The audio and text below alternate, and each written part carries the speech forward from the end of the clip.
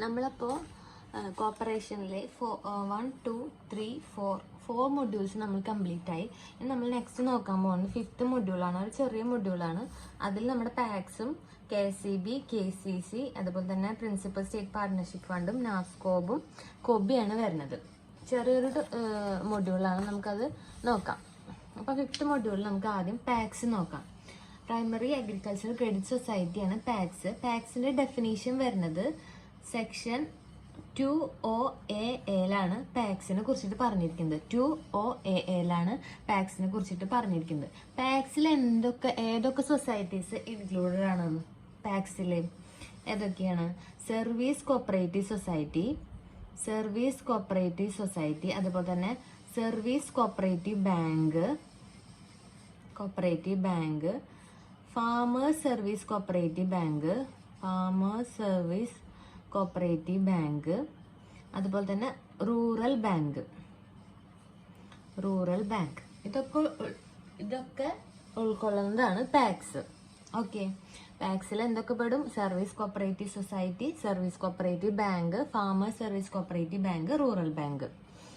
2ODയിലാണ് primary cooperative society എന്ന് പറയുന്നത്. 2ODയിലാണ് പ്രൈമറി കോപ്പറേറ്റീവ് സൊസൈറ്റി പറയുന്നത്.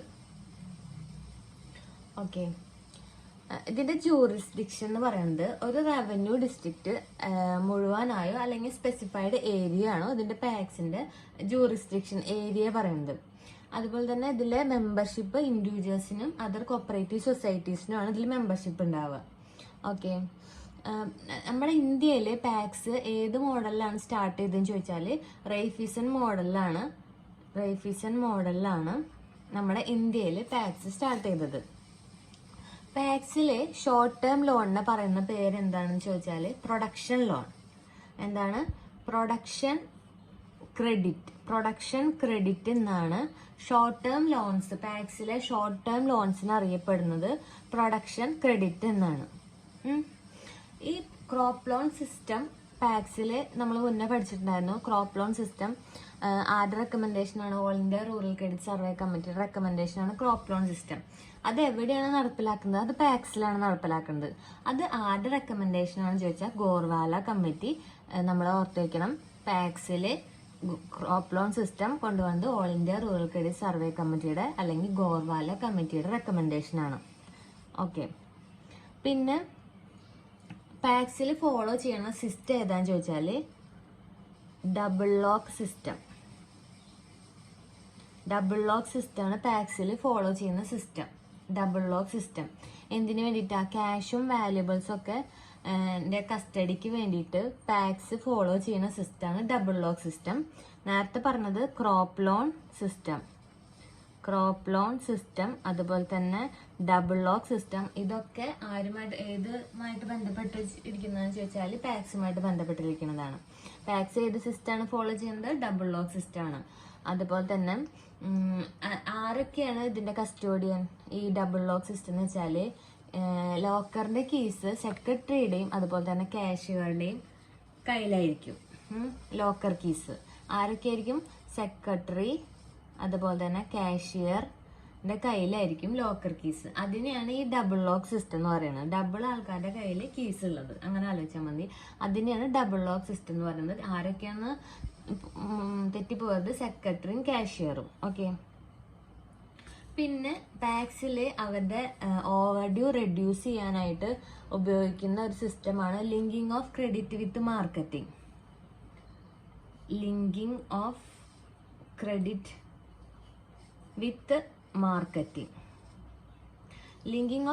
വിത്ത് മാർക്കറ്റിംഗ് ഹെൽപ്പ് പാക്സ് ടു എന്ന് പറഞ്ഞിട്ട് ക്വസ്റ്റ്യൻ ചോദിക്കും. ഓപ്ഷനിൽ റെഡ്യൂസ് ഓവർഡ്യൂ ആണ് നമ്മുടെ ഉത്തരം. Linking of credit with marketing helps PACS to reduce overdue. പിന്നെ പാക്സിലെ ഡെപ്പോസിറ്റിന്റെ ഇൻട്രസ്റ്റ് റേറ്റ് ഫിക്സ് ചെയ്യുന്നത് ആരാ? ഡെപ്പോസിറ്റ്സിന്റെ ഇൻട്രസ്റ്റ് റേറ്റ് ഫിക്സ് ചെയ്യണത് ആരാ? നമ്മുടെ രജിസ്ട്രാർ ആണ്. പാക്സിലെ ഡെപ്പോസിറ്റ്സിന്റെ ഇൻട്രസ്റ്റ് റേറ്റില് ഫിക്സ് ചെയ്യണത് രജിസ്ട്രാർ ആണ്. അർബൻ ബാങ്കിലൊക്കെ ആണെങ്കിലോ അത് RBI ആണ് കേട്ടോ. അർബൻ ബാങ്കിലൊക്കെ ആണെങ്കിൽ RBI ആണ്. നമ്മുടെ പാക്സിൽ രജിസ്ട്രാർ ആണ്. പിന്നെ അതുപോലെ തന്നെയാണ് credit limit statement. Credit limit statement prepare ചെയ്യണത്, പാക്സ് പ്രിപ്പയർ ചെയ്യണ ഒരു സ്റ്റേറ്റ്മെന്റ് ആണ് ക്രെഡിറ്റ് ലിമിറ്റ് സ്റ്റേറ്റ്മെന്റ്.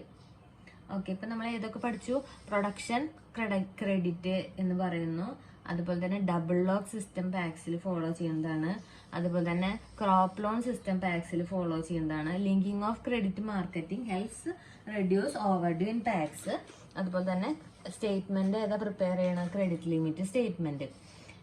പാക്സിലെ സേഫസ്റ്റ് ലോൺ ഏതാന്ന് ചോദിച്ചാല് ഗോൾഡ് ലോൺ ആണ്. ഏതാണ്? ഗോൾഡ് ലോൺ ആണ് പാക്സിലെ സേഫസ്റ്റ് ലോണ്. പാക്സിന്റെ പെർഫോമൻസ്, കൊമേഴ്ഷ്യൽ ബാങ്ക്സ് പാക്സിന് ഫിനാൻസ് ചെയ്യണതിനെ കുറിച്ചിട്ടുള്ള റിവ്യൂവിന് വേണ്ടിയിട്ട് വന്ന കമ്മിറ്റിയാണ് CV Nair committee, to review the performance of commercial banks in financing PACS. ഏത് കമ്മിറ്റിയാ?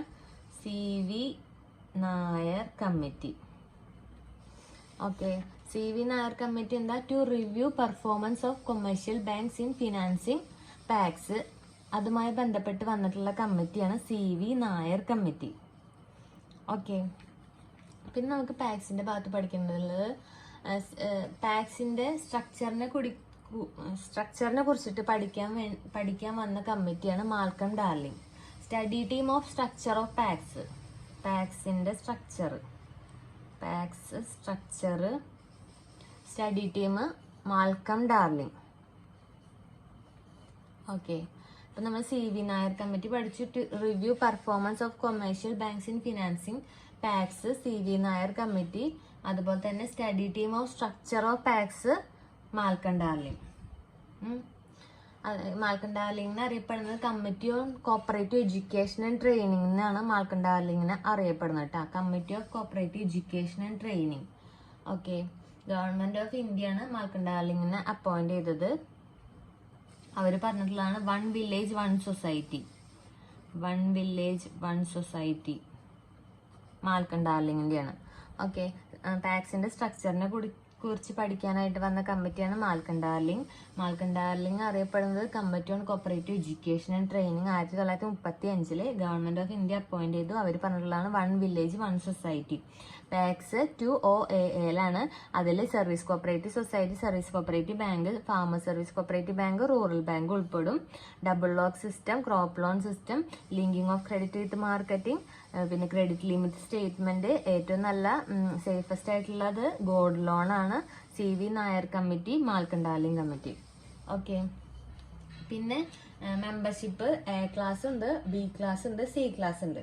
A ക്ലാസ് അതിന്റെ ചുറ്റും താമസിക്കുന്ന ആൾക്കാർ അല്ലെങ്കിൽ അവിടെ ലാൻഡ് ഉള്ള ആൾക്കാർക്കാണ് A ക്ലാസ് മെമ്പർഷിപ്പ് കൊടുക്കുക.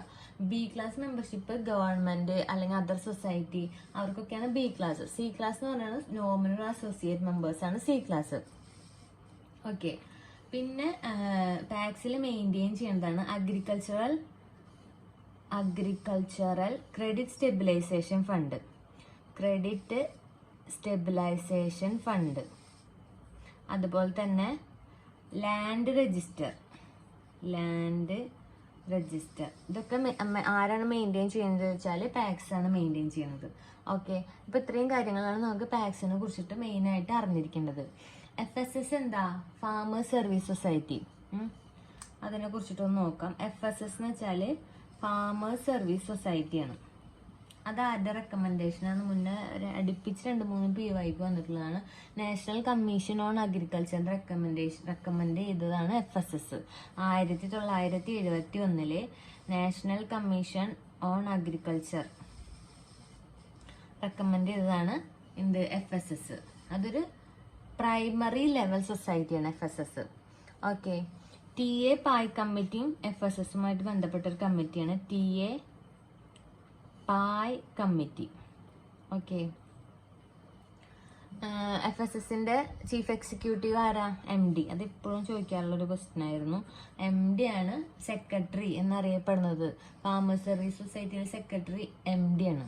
ഓക്കെ, FSSനെ എന്തുകൂടി അറിയപ്പെടുന്നു? സിംഗിൾ കോണ്ടാക്ട്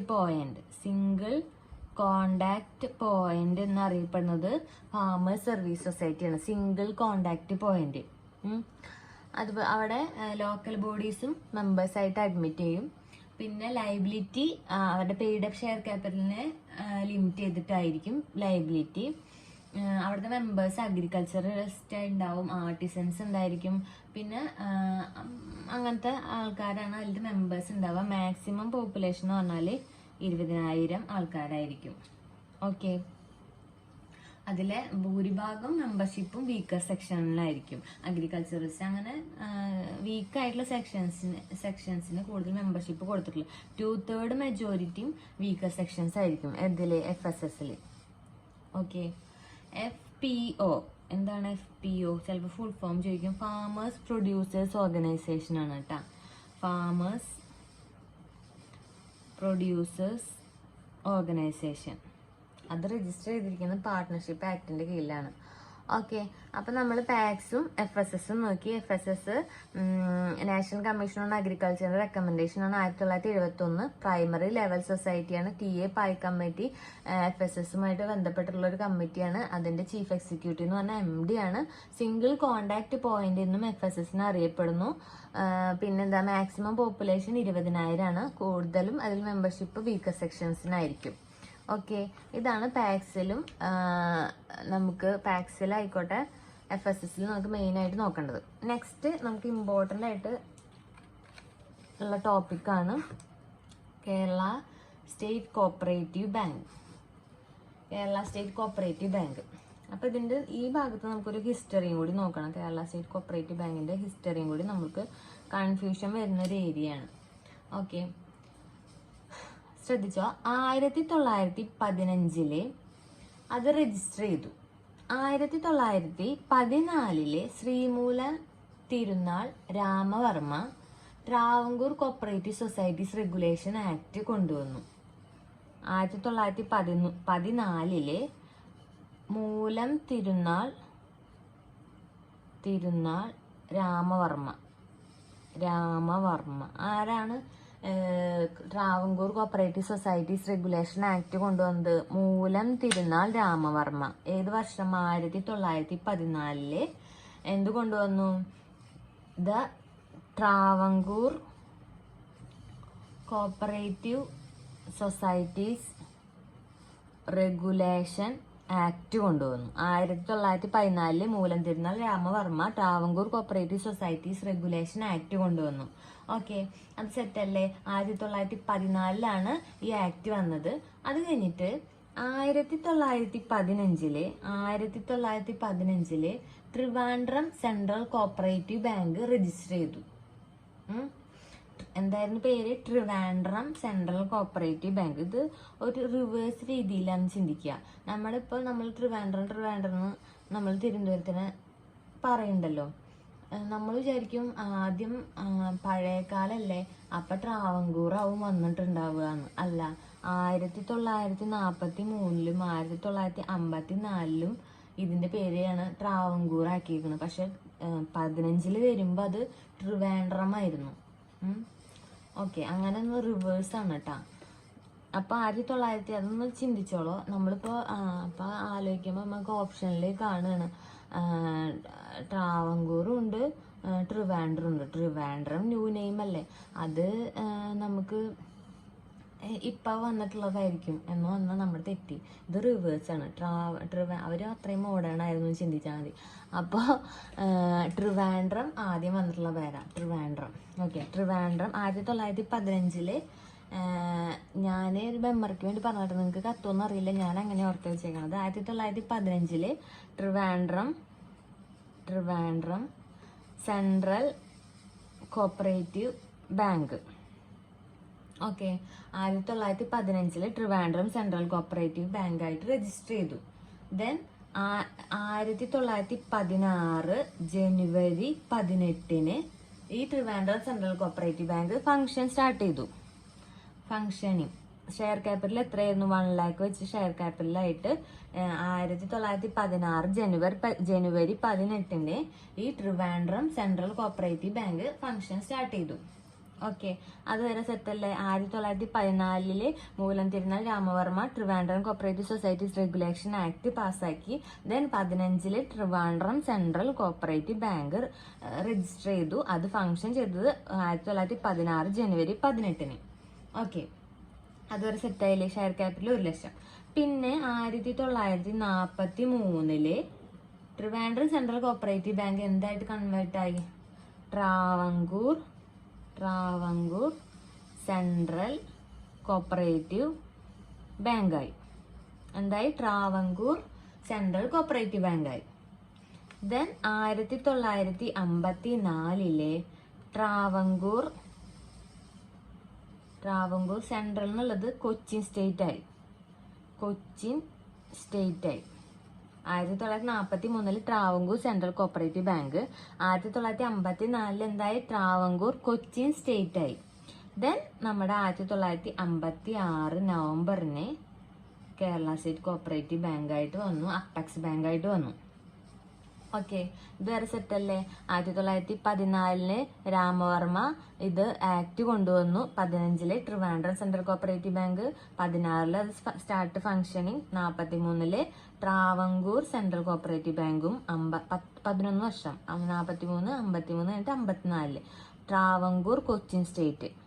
പിന്നെ അത് 56 നമ്മുടെ കേരള സ്റ്റേറ്റ് കോപ്പറേറ്റീവ് ബാങ്കായി. ഈ അതുവരെ ഓക്കെ ഇല്ലേ? ഈ first member of Kerala state cooperative apex ബാങ്കായിട്ട് നമ്മുടെ എന്ത് വന്നു? കേരള സ്റ്റേറ്റ് കോപ്പറേറ്റീവ് ബാങ്ക് വന്നുല്ലോ. അതിലെ ഫസ്റ്റ് മെമ്പർ ആരാന്ന് ചോദിച്ചാൽ Trivandrum district cooperative bank and government of കേരളയാണ്. ഇതിലെ ഫസ്റ്റ് മെമ്പർ ആരാന്ന് ചോദിച്ചാല് ട്രിവാൻഡ്രം ഡിസ്ട്രിക്ട് കോപ്പറേറ്റീവ് ബാങ്ക്, അതുപോലെ തന്നെ ഗവൺമെന്റ് ഓഫ് കേരളയാണ്. ഗവൺമെന്റ് ഓഫ് കേരളയാണ് ഇതിന്റെ ഫസ്റ്റ് മെമ്പർ. അപ്പൊ 14 മൂലം തിരുനാൾ രാമവർമ്മ ആക്ട് കൊണ്ടുവന്നു. 15 ട്രിവാൻഡ്രം സെൻട്രൽ കോപ്പറേറ്റീവ് ബാങ്ക്. പിന്നെ 14 ഫംഗ്ഷൻ സ്റ്റാർട്ട് ചെയ്തു. 43 ട്രാവങ്കൂർ സെൻട്രൽ കോപ്പറേറ്റീവ് ബാങ്കും. അതുപോലെ തന്നെ 11 വർഷം, 54 ട്രാവങ്കൂർ കൊച്ചി സ്റ്റേറ്റും. പിന്നെ നമ്മുടെ 56 KSEB. അവിടെ 1956 കേരള സ്റ്റേറ്റ് കോപ്പറേറ്റീവ് ബാങ്കായിട്ട് വന്നു, അപ്പെക്സ് ബാങ്കായിട്ട്.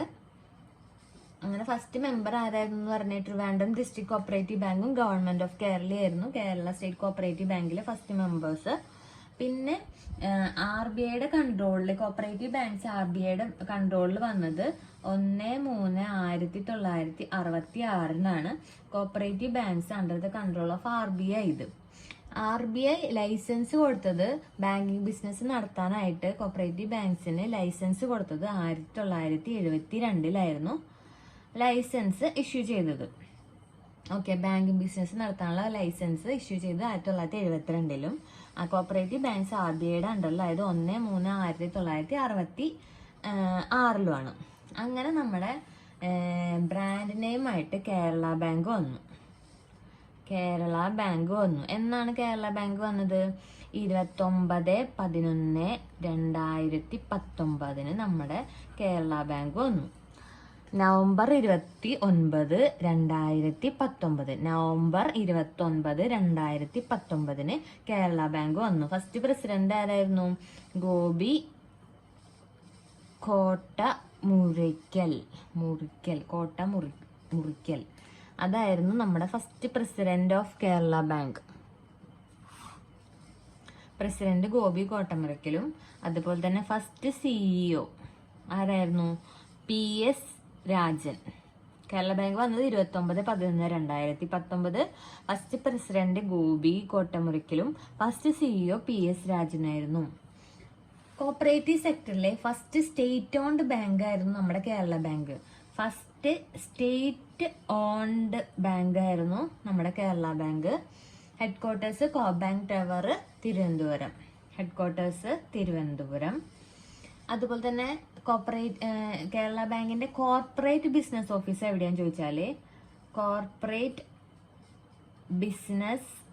എവിടെയാന്ന് ചോദിച്ചാല് അത് എറണാകുളത്താണ്. ഓക്കെ, കേരള ബാങ്കിന് 7 റീജിയണൽ ഓഫീസ് ഉണ്ട്.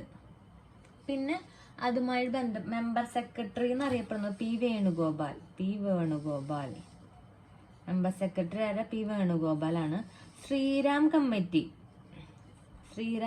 എന്താ? Expert committee on Kerala bank എന്ന് ചോദിച്ചാൽ ശ്രീറാം കമ്മിറ്റിയാണ്.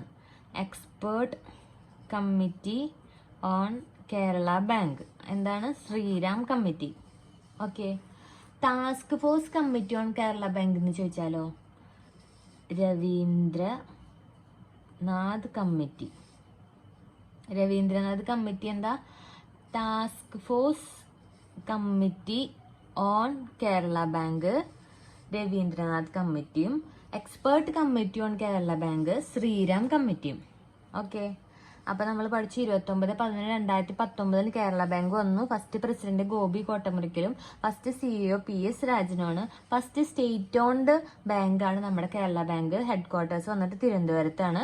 കോർപ്പറേറ്റ് ബിസിനസ് ഓഫീസ് എവിടെയാണെന്ന് ചോദിച്ചാൽ അത് എറണാകുളത്താണ്. ശ്രീറാം കമ്മിറ്റി എക്സ്പേർട്ട് കമ്മിറ്റിയും അതുപോലെ തന്നെ രവീന്ദ്രനാഥ് കമ്മിറ്റി ടാസ്ക് ഫോഴ്സ് കമ്മിറ്റിയുമാണ്.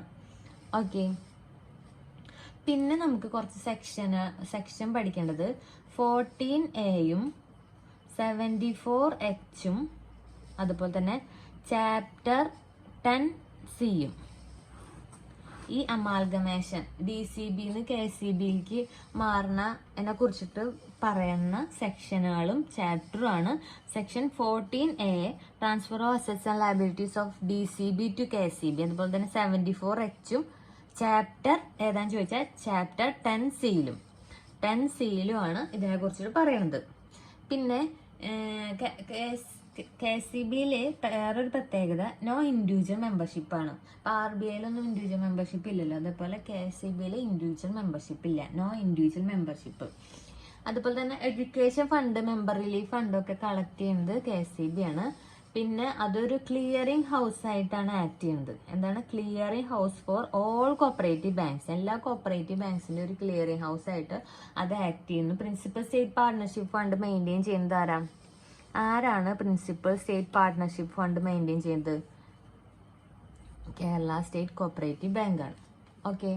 ഇനി നമുക്ക് അതിന്റെ ബോർഡിലേക്ക് പോവാം. ബോർഡിൽ എത്ര മെമ്പേഴ്സ് ഉണ്ട്? കേരള ബാങ്കിന്റെ ബോർഡിൽ എത്ര മെമ്പേഴ്സ് ഉണ്ട്? കേരള ബാങ്കിന്റെ ബോർഡിൽ മൊത്തം 21 മെമ്പേഴ്സ് ആണ് ഉള്ളത്. 21 മെമ്പേഴ്സ് ആണ് കേരള ബാങ്കിന്റെ ബോർഡിലുള്ളത്. എങ്ങനെയാണ് അതിന്റെ ഡിവിഷൻ വരുന്നത്?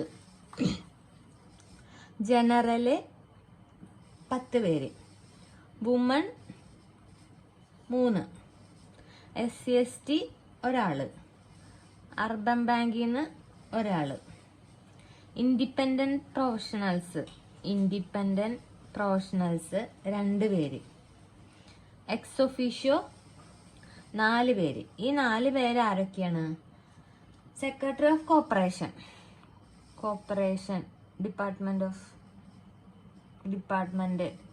ഡിപ്പാർട്ട്മെന്റിലെ സെക്രട്ടറി. ഓക്കെ. രജിസ്ട്രാർ, പിന്നെ നബാർഡിന്റെ MD അല്ല, ജനറൽ മാനേജർ. നബാർഡിലെ ജനറൽ മാനേജർ ആണ്. കേരള സ്റ്റേറ്റ് കോപ്പറേറ്റീവ് ബാങ്കിലാണ് MD വരിക. നബാർഡിലെ ജനറൽ മാനേജർ GM ആണ്, ചീഫ് ജനറൽ മാനേജർ. പിന്നെ നമ്മുടെ കേരള സ്റ്റേറ്റ് കോപ്പറേറ്റീവ് ബാങ്കിന്റെ MD. ഇവരാണ് ഈ എക്സ് ഒഫീഷ്യോ എന്ന് വിളിക്കുന്നത്. സെക്രട്ടറി കോർപ്പറേഷൻ ഡിപ്പാർട്ട്മെന്റിലെ, രജിസ്ട്രാർ, പിന്നെ നബാർഡിന്റെ GM ചീഫ് ജനറൽ മാനേജർ, പിന്നെ കേരള സ്റ്റേറ്റ് കോപ്പറേറ്റീവ് ബാങ്കിന്റെ MD. അങ്ങനെ 10, 3, 13, 14, 15, 17, 21 ടോട്ടൽ 21 മെമ്പേഴ്സ് ആണ് കേരള ബാങ്കിന്റെ ബോർഡിലുള്ളത്. ഓക്കെ. ഇനി നമുക്ക് അപ്പൊ ഇത്ര കാര്യങ്ങളാണ് നമുക്ക് പാക്സ് കേരള ബാങ്കിനെ കുറിച്ചിട്ട് അറിയേണ്ടത്. കേരള ബാങ്കിലെ ആ ഹിസ്റ്ററി നോക്കിക്കോളൂ. നെക്സ്റ്റ് നമുക്ക് മാസ്ക് ആണ് നോക്കാനുള്ളത്. മാസ്ക് എന്ന് വെച്ചാൽ മ്യൂച്വൽ അറേഞ്ച്മെന്റ് സ്കീം കേരളയാണ്. 1969 മാസ്ക് വന്നത്. അത് DD ചെക്ക് അതൊക്കെ കളക്ട് ചെയ്യുന്ന ഉദ്ദേശത്തോടെ കൊണ്ടുവന്നതാണ് മാസ്ക് മ്യൂച്വൽ അറേഞ്ച്മെന്റ് സ്കീം. അതിന്റെ ഫുൾ ഫോം പഠിക്കുക, ഇയർ പഠിക്കുക, DDയും ചെക്കൊക്കെ കളക്ട് ചെയ്യാനുള്ളതാണ് ഈ സംഭവം എന്ന് പഠിക്കുക. അത്രമാത്രം അവിടെ നോക്കിയാൽ മതി. ഓക്കെ. എന്നുവെച്ചാൽ മ്യൂച്വൽ അറേഞ്ച്മെന്റ് സ്കീം കേരള 1969. പിന്നെ നമുക്ക് ഈ ഭാഗത്തുനിന്ന് ഇമ്പോർട്ടൻ്റ് ആയിട്ട് നോക്കാനുള്ളത് നമ്മുടെ CSEB എക്സാം അപ്പെക്സ് സൊസൈറ്റീസിനും DCBക്കൊന്നും അപ്പോയിൻമെന്റ്സ് നടത്തുന്നത് നമ്മുടെ CSEB അല്ല. അതിന്റെ അപ്പോയിൻമെന്റ്സ് നടത്തുന്നത് ആരാ? അത് PSC ആണ്. PSC വഴി എക്സാം നടത്തിയിട്ടാണ് അപ്പെക്സ് സൊസൈറ്റീസിന്റെ നമ്മുടെ കേരള ബാങ്കിൻ്റെ എക്സാമൊക്കെ നടത്തുന്നത് PSC അല്ലേ, നമ്മൾ PSC എക്സാമാണ് നമ്മൾ എഴുതുക. അപ്പം അത് അങ്ങോട്ട് മാറ്റിയത് അപ്പോയിൻമെന്റ് of apex society DCB transfer to PSC എന്നാന്ന് ചോദിച്ചാൽ 26/4/1995 ഈ DCB അപ്പെക്സ് സൊസൈറ്റിയുടെയും അപ്പോയിൻമെന്റ്സ് PSCയിലേക്ക് കൈമാറിയത് 1995 ഏപ്രിൽ 26. ഓക്കെ, പിന്നെ ഈ ഭാഗത്ത് credit limit Kerala state cooperative ബാങ്കിന്റെ ക്രെഡിറ്റ് ലിമിറ്റ് ഫിക്സ് ചെയ്യണത് ആരാ? ക്രെഡിറ്റ് ലിമിറ്റ് ഫിക്സ് ചെയ്യണത് നബാർഡാണ് കേട്ടോ. നബാർഡാണ് maximum credit limit, Kerala state cooperative ബാങ്കിന്റെ മാക്സിമം ക്രെഡിറ്റ് ലിമിറ്റ് ഫിക്സ് ചെയ്യണത്. അതുപോലെ തന്നെ കേരള ബാങ്ക് ആണ് ആസ്റ്റിയും ക്യാംകോം ഫിനാൻസ് ചെയ്യണത്. ആസ്റ്റി എന്നാ വന്നത്? ആസ്റ്റി നമ്മൾ നേരത്തെ നോക്കിയിട്ടുണ്ടായിരുന്നു, ഒന്ന് നമുക്ക് റിവൈൻഡ് എടുക്കാം. ആസ്റ്റി വന്നത് 1992. Kerala bank, Kerala state cooperative bank കൊണ്ടുവന്ന് എസ്റ്റാബ്ലിഷ് ചെയ്താണ് ആസ്റ്റി. അതിന് ഓട്ടോണോമസ് പദവി എന്നാ കിട്ടിയത്? 2018 നവംബർ 30 നമ്മൾ നേരത്തെ നോക്കിയിട്ടുണ്ടായിരുന്നതാണ്. ഓക്കെ, കേരള ബാങ്കുമായിട്ട് റിലേറ്റ് ചെയ്തിട്ട് ഇപ്പം നമ്മൾ പഠിച്ചു നബാർഡാണ് അതിൻ്റെ മാക്സിമം ക്രെഡിറ്റ് ലിമിറ്റ് ഫിക്സ് ചെയ്യണത്. അതുപോലെ തന്നെ ആസ്റ്റിയും ക്യാംകോം ഫിനാൻസ് ചെയ്യണത് ആരാണെന്ന് പറഞ്ഞു? കേരള ബാങ്കാണ്. ദെൻ വേറൊരു ഇമ്പോർട്ടൻ്റ് ആയിട്ടുള്ള ടോപ്പിക്കാണ് KCC. എന്താണ് KCC? Kisan credit card. KCC നമുക്കിത് ബാങ്കിങ്ങിലും ഒരു ഭാഗത്ത് വരുന്നത് KYCയും KCC ഒക്കെ. അപ്പം നമുക്ക് കോർപ്പറേഷനിലെ KCC കിസാൻ ക്രെഡിറ്റ് കാർഡ് എന്നാ വന്നത്? ഓഗസ്റ്റ് 1998 KCC വന്നത്. ആരാണ് KCC റെക്കമെൻഡ് ചെയ്തത്? RV Gupta.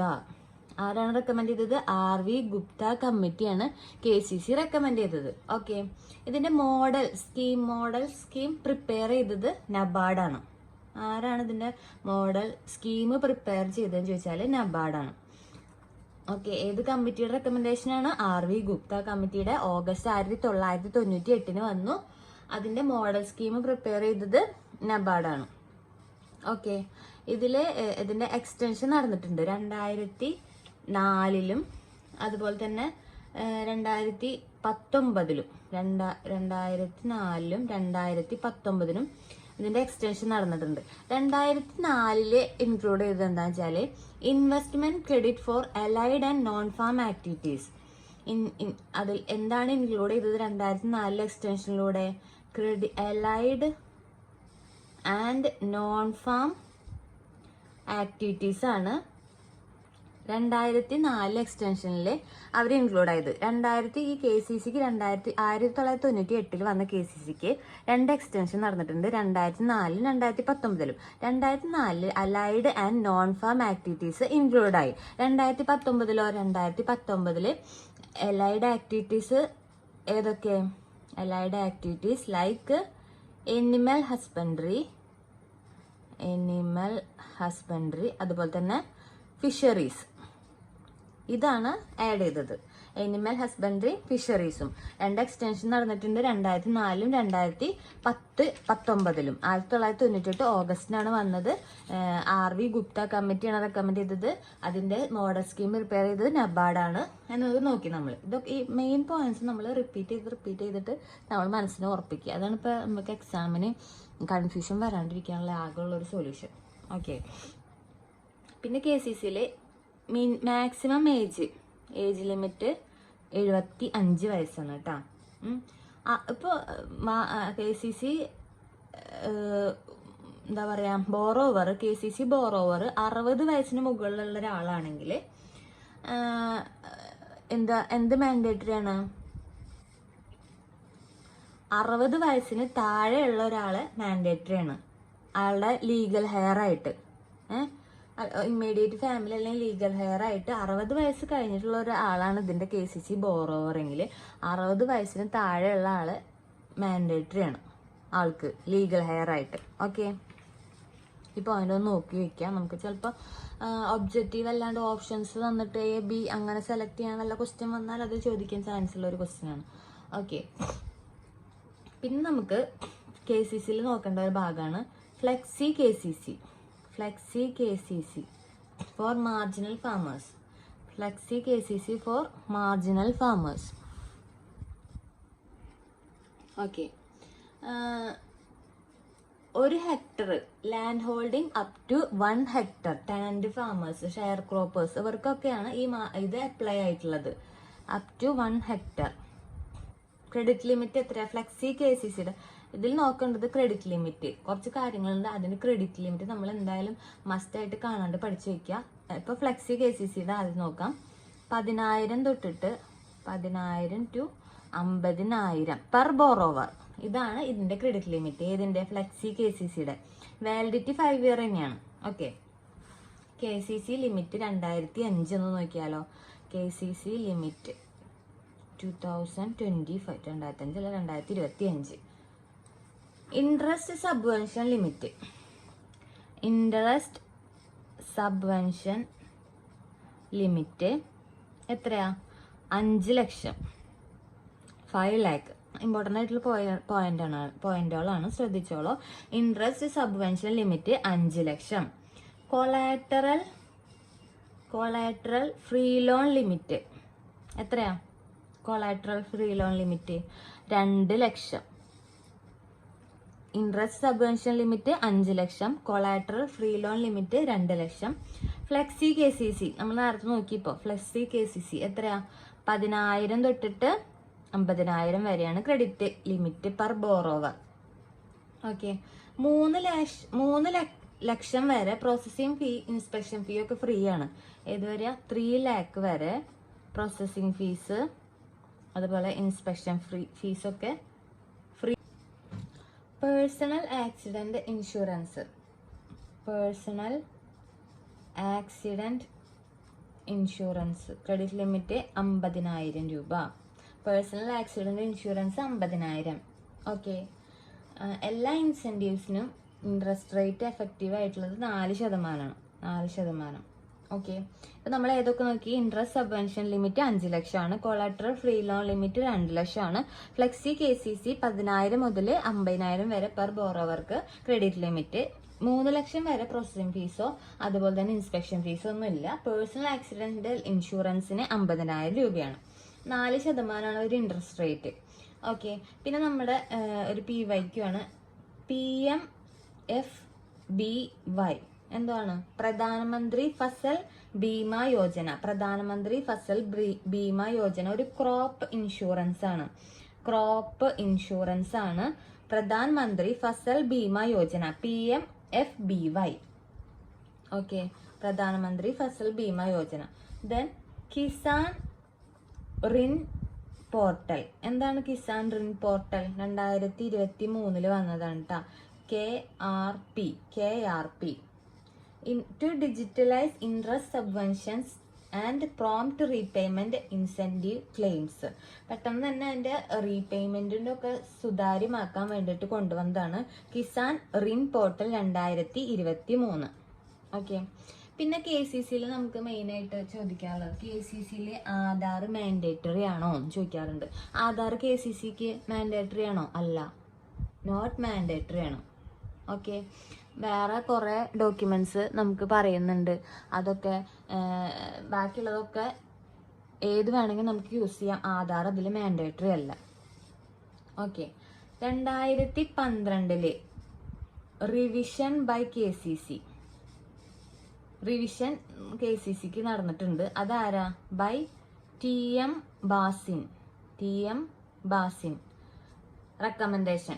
TM Bhasin working group recommendation പ്രകാരമാണ് 2012 KCC റിവിഷൻ നടത്തിയത്. നമ്മൾ extension നടത്തിയിട്ടുണ്ടായിരുന്നത് 2004, 2019.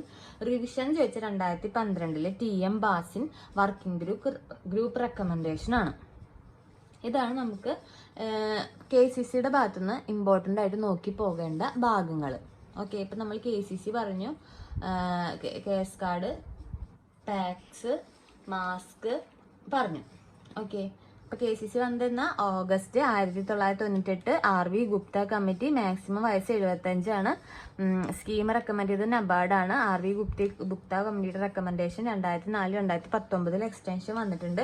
2004 allied and non farm activities ആണെങ്കിൽ 2019 എനിമൽ ഹസ്ബൻഡറി ഫിഷറീസും ആണ്. പിന്നെ KCC ലിമിറ്റുകൾ പഠിക്കണം. ഇൻട്രസ്റ്റ് സബ്വെൻഷൻ ലിമിറ്റിൽ 5 ലക്ഷം, കൊളാറ്ററൽ ഫ്രീ ലോൺ 2 ലക്ഷം, ഫ്ലെക്സി KCC 10,000 തൊട്ട് 50,000, 3 ലക്ഷം വരെ പ്രോസസിംഗ് ഫീസ് ഇല്ല, 4% interest rate, accidental insurance 50,000, revision TM Bhasin working group committee recommendation. Okay, പിന്നെ ആ ഭാഗം ഡയറക്റ്റ് പാർട്ട്ണർഷിപ്പ് ഫണ്ട് സെക്ഷൻ 42 നമ്മൾ മുന്നേ നോക്കിയിട്ടുണ്ടായിരുന്നു. മുന്നത്തെ മൊഡ്യൂളിൽ ഗവൺമെന്റിനെ directly government can directly subscribe to the share capital of a society that has limited liability എന്ന് പറയുന്നതാണ് സെക്ഷൻ 42. ഓക്കെ, പിന്നെ ഹയർ ഡിവിഡൻഡ് ഗവൺമെന്റ് എന്ന് വെച്ചിട്ട് ഹയർ ഡിവിഡൻഡ് റിസീവ് ചെയ്യാൻ പറ്റില്ല. ഈ കാര്യങ്ങളാണ് അതിൽ പറയുന്നത്. 42 സബ്സെക്ഷൻ 2 ഗവൺമെന്റിന് കൂടുതൽ ഹയർ ഡിവിഡൻഡ് റിസീവ് ചെയ്യാൻ പറ്റില്ല എന്ന് പറയുന്ന ഭാഗം. ഓക്കെ, സെക്ഷനും സബ്സെക്ഷൻ 42. ദെൻ നമുക്ക് മെയിനായിട്ട് പഠിക്കേണ്ടത് നോക്കാം. നാവ്സ്കോബും ഉണ്ട്, നാവ്സ്കബും ഉണ്ട്. നാവ്സ്കബ് അർബൻ ബാങ്കുമായിട്ട് റിലേറ്റ് ചെയ്തിട്ടുള്ളതാണ്. അർബൻ ഇത് national federation of state cooperative bank. National federation of state cooperative bank ആണ്.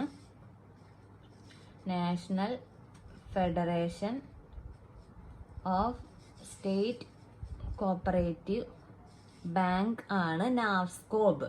ഓക്കെ, എന്നാ വന്നത് 19 മെയ് 1964 വാഷി മുംബൈ ഹെഡ്ക്വാർട്ടേഴ്സ് ആണ് കേട്ടാ. മുംബൈയിലെ വാഷി എന്ന സ്ഥലത്താണ് നാവ്സ്കോബ് വന്നത്. NAFSCOB national federation of state cooperative bank 19 May 1964. Founders DR ഗാഡ്ഗിലും മഗ്നഭായ് പട്ടേലും ആണ് അറിയപ്പെടുന്നത്. DR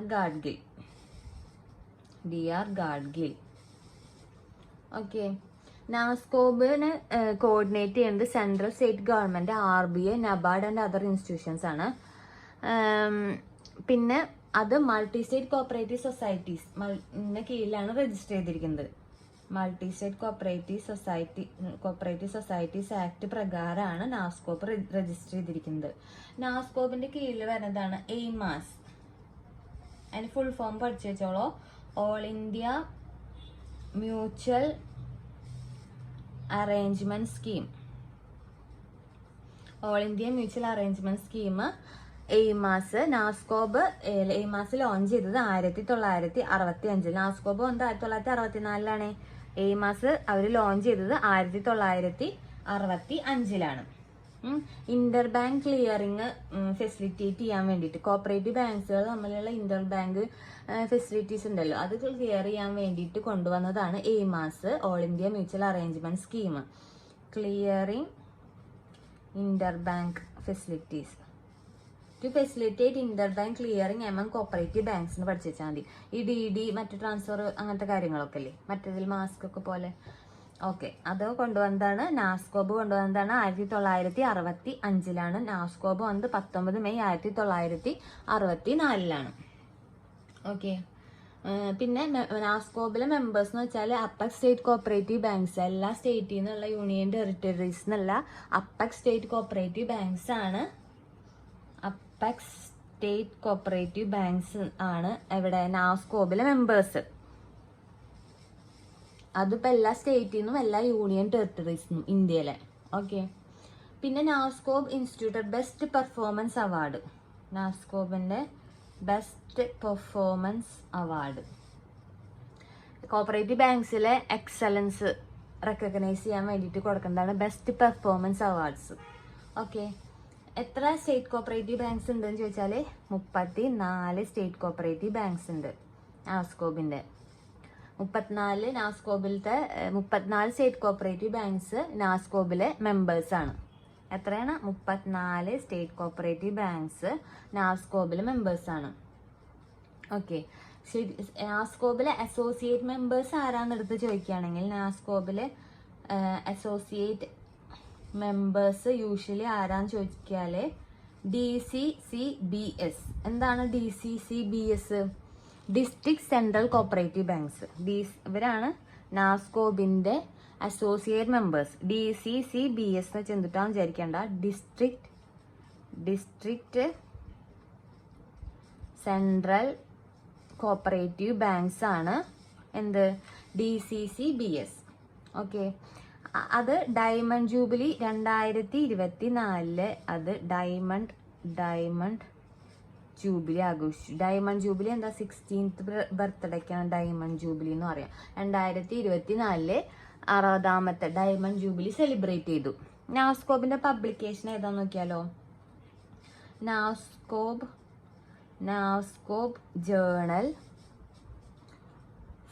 journal of rural cooperative credit and banking. പബ്ലിക്കേഷന്റെ പേരാട്ടാ NAFSCOB journal of rural cooperative credit and banking. Okay. പിന്നെ institute of cost accountant of India അവര് signed MOU with NAFSCOB in recent years for training and research collaboration. ആരാണ് നാസ്കോബുമായിട്ട് sign ചെയ്തത്? Institute of cost accountants of India. Okay. ഇതാണ് നമുക്ക് നാസ്കോബുമായിട്ട് മെയിനായിട്ട് നോക്കാനുള്ള വന്ന വർഷം നോക്കുക. ഹെഡ് ക്വാർട്ടേഴ്സ് വാഷി മുംബൈയിലാണ്. മൾട്ടി സ്റ്റേറ്റ് കോപ്പറേറ്റീവ് സൊസൈറ്റീസ് ആക്ടിന്റെ കീഴിലാണ് രജിസ്റ്റർ ചെയ്തത്. അവർ കൊണ്ടുവന്നതാണ് 7 മാസം 1965. ക്ലിയറിംഗ് ഹൗസ് ആയിട്ട് പ്രവർത്തിക്കുന്നു. 34 സ്റ്റേറ്റ് കോപ്പറേറ്റീവ് ബാങ്ക്സ് അതിൽ മെമ്പേഴ്സ് ആണ്. പിന്നെ അതിന്റെ അസോസിയേറ്റ് മെമ്പേഴ്സ് എന്ന് പറയുന്നത് DCCBS ആണ്, ഡിസ്ട്രിക്ട് സെൻട്രൽ കോപ്പറേറ്റീവ് ബാങ്ക്സ് ആണ്. 2024 അവർ ഡയമണ്ട് ജൂബിലി ആഘോഷിച്ചു. ഓക്കെ. പിന്നെ അത് ആ ഭാഗം അത്ര നോക്കിയാൽ മതി. നാസ്കോബ് മാസ്ക് ആ ഭാഗത്തൊക്കെ ഇത്രയും കാര്യങ്ങൾ KCC ഇതാണ് മെയിനായിട്ട് ആ ഭാഗത്ത് നോക്കേണ്ടത്. നെക്സ്റ്റ് നമുക്ക് ടോപ്പിക് നോക്കാം. കൊബി. എന്താണ് കൊബി? COBI. 5th ഓഗസ്റ്റ് 1993 വന്നതാണ് COBI. Cooperative bank of India. എന്താണ് കൊബി എന്ന് വെച്ചാൽ cooperative bank of India. Headquarters എവിടെയാ? Headquarters New Delhi. 1993 ഓഗസ്റ്റ് 5-നാണ് കൊബി വന്നത്, കോപ്പറേറ്റീവ് ബാങ്ക് ഓഫ് ഇന്ത്യ. അത് ഏത് ലെവലിലാണ്? ഒരു നാഷണൽ ലെവലാണ്. നാഷണൽ ലെവൽ ക്ലിയറിംഗ് സിസ്റ്റം ആണ് എന്ത്? COBI, cooperative bank of India. Headquarters New Delhi. അതിന്റെ അഡ്മിനിസ്ട്രേറ്റീവ് ഓഫീസ് എടുത്ത് ചോദിക്കുകയാണെങ്കിൽ അഡ്മിനിസ്ട്രേറ്റീവ് ഓഫീസ് എവിടെയാന്ന് ചോദിച്ചാൽ മുംബൈയിലാണ് കേട്ടോ. മുംബൈയാണ്. ഓക്കെ. ഇത് മൾട്ടി സ്റ്റേറ്റ് കോപ്പറേറ്റീവ് സൊസൈറ്റീസ് ആക്ടിന്റെ കീഴിൽ തന്നെയാണ് വന്നത്. മൾട്ടി സ്റ്റേറ്റ് കോപ്പറേറ്റീവ് സൊസൈറ്റീസ് ആക്ടിന്റെ കീഴിൽ തന്നെയാണ്. ആരുടെ റെക്കമെൻഡേഷൻ ആണ്? റെക്കമെൻഡഡ് ബൈ കുസ്രു കമ്മിറ്റിയുടെ റെക്കമെൻഡേഷൻ ആണ്. കോപ്പറേറ്റീവ് ബാങ്കിങ് സിസ്റ്റം, ഇന്ത്യയിലെ കോപ്പറേറ്റീവ് ബാങ്കിങ് സിസ്റ്റം സ്ട്രെങ്തൻ ചെയ്യണം എന്നുള്ള ഉദ്ദേശത്തോട് കൂടിയിട്ട് കുസ്രു കമ്മിറ്റി റെക്കമെൻഡ് ചെയ്തിട്ട് വന്നതാണ് COBI, cooperative bank of India. Headquarters New Delhi, administrative office Mumbai. National level clearing system ആണ് ഈ കൊബി. ഓക്കെ.